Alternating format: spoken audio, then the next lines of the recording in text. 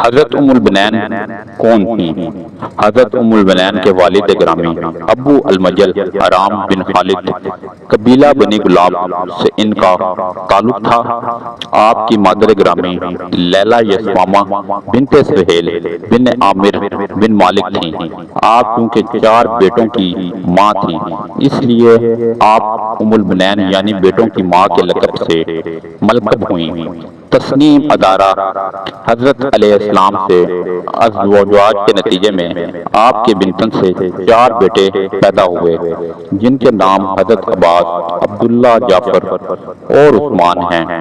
یہ چاروں کے 4 عاشوراء کے دن امام حسین رضی اللہ تعالیٰ عنہ کے ساتھ شہادت کے درجے پر فائز ہوئے۔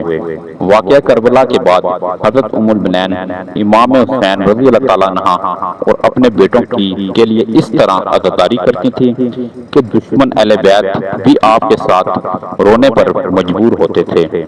آپ کا مدفن قبرستان بقیہ میں ہے۔ حضرت ام البنین کی تاریخ وفات کے بارے میں کوئی تحقیقی معلومات تاریخی منابع میں مثبت نہیں ہیں، لیکن جو چیز معروف ہے اس کے مطابق آپ 13 جمادی الثانی کو اس دنیا سے رخصت ہوئیں۔ آپ کو جنت البقیع میں سپرد خاک کیا گیا۔ حضرت فاطمہ زہرا کی ہلاکت کے کئی سال بعد حضرت علی نے اپنے بھائی عقیل، جو نسب شناسی میں مشہور تھے اور ایک نجیب خاندان سے بہادر، شجاع اور جنگجو اولاد جنم دینے والی زوجہ کے انتخاب کے بارے میں مشہور کیا تو عقیل نے فاطمہ جنت حرام کا نام تجویز کیا اور کہا، عربوں میں بنی گلاب کے مردوں جیسا کوئی دلیر مرد نہیں دیکھا جا سکتا۔ یوں حضرت علی رضی اللہ تعالیٰ عنہ نے آپ سے شادی کی۔ اس شادی کا ثمرہ خدا نے 4 بیٹوں کے صورت میں عطا کیا، جن کے نام عباس، عبداللہ، جعفر اور عثمان ہیں۔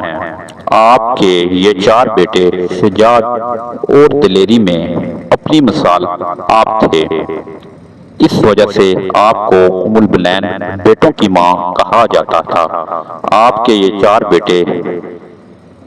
کے 4 بیٹے کربلا میں اپنے بھائی اور امام حسین کے رکاب میں شہادت کے عظیم درجے پر فائز ہوئے۔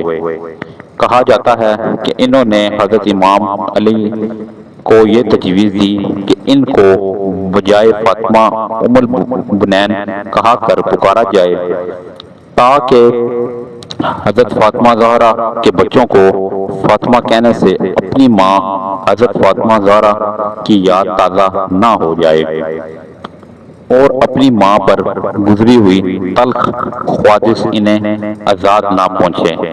مزید ویڈیو دیکھنے کے لیے ہمارے چینل کو سبسکرائب کریں۔ جزاک اللہ۔